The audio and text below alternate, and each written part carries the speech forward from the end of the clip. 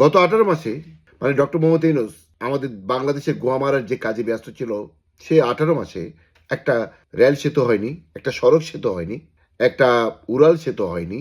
দেশের কোথাও দৃশ্যমান কোনো প্রজেক্ট চালু করা হয়নি। শুধু সংস্কার কমিশনের নামে এবং বিভিন্ন কমিশনের মাধ্যমে ডক্টর আলী রিয়াজ, বদিউল আলম মজুমদার, ইফতেখার জামান, ডক্টর দেবপ্রিয় ভট্টাচার্যদের পকেটটাকে ফুলিয়ে ফাঁপিয়ে বড় করে আমাদের দেশের ঋণ সীমা 2.6 লক্ষ কোটি টাকা বাড়িয়ে দিয়ে গেছেন এই ডক্টর মোহাম্মদ ইউনূস।